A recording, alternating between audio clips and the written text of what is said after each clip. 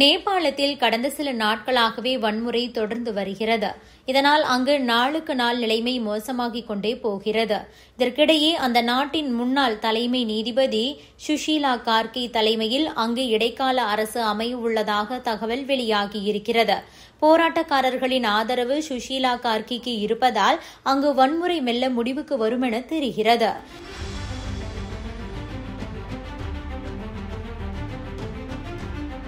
நேபாளத்தில் கடந்த சில நாட்களாகவே வரலாறு காணாத வன்முறை வெடித்திருக்கிறது. முதலில் சமூக வலைதள தடைக்கு எதிராக தொடங்கிய இந்த போராட்டம் மிகப்பெரிய அளவில் வெடித்தது. சமூக வலைதள தடையை நீக்குவதாக அப்போதிருந்த சர்மா ஒலி அரசு அறிவித்தாலும் கூட போராட்டம் முடிவுக்கு வரவில்லை. மிக சீக்கிரமே அந்த போராட்டங்கள் வன்முறையாக மாறியது. அங்கு நிலைமை மிக மோசமானது. அரசியல் தலைவர்கள், அமைச்சர்கள், அவ்வளவு ஏன் நாடாளுமன்ற வளாகத்தில் புகுந்த போராட்டக்காரர்கள் அனைத்து இடங்களுக்கும் தீ வைத்தனர். இதனால் அங்கு பதற்றமான சூழல் ஏற்பட்டது. வரிசையாக பல்வேறு அமைச்சர்களும் தங்களது பதவிகளை ராஜினாமா செய்த நிலையில் ராணுவம் கேட்டுக்கொண்டதால் வேறு வழியில்லாமல் சர்மா ஒலியும் தனது பதவியை ராஜினாமா செய்தார். இதனால் நேபாளத்தில் மிகவும் குழப்பமான சூழல் ஏற்பட்ட நிலையில் அங்கு அமையும் இடைக்கால அரசு குறித்த தகவல் வெளியாகியுள்ளது. நேபாளத்தின் முன்னாள் தலைமை நீதிபதி சுஷீலா கார்கி இடைக்கால அரசாங்கத்தை வழிநடத்த உள்ளார். போராட்டத்தை முன்னெடுத்த ஜென்சி இளைஞர்களின் ஆதரவும் சுஷீலா கார்கிக்கு இருக்கும் சூழலில் வன்முறை மெல்ல குறையும் என எதிர்பார்க்கப்படுகிறது. நாட்டின் அடுத்த தலைவரை தேர்ந்தெடுப்பதற்காக 5000த்திற்கும் மேற்பட்ட இளைஞர்கள் ஆன்லைன் வாயிலாக நடந்த கூட்டத்தில் பங்கேற்றனர்.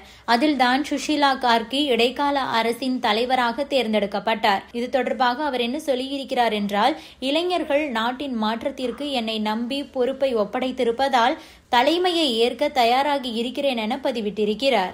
72 வயதான கார்கி நேபாளத்தின் முதல் பெண் தலைமை நீதிபதியாவார். அவர் தனது நேர்மை மற்றும் ஊழல் எதிர்ப்பு நிலைப்பாட்டிற்காக அறியப்பட்டவர். கார்கி 2016இல் தலைமை நீதிபதியாக பதவியேற்றார்.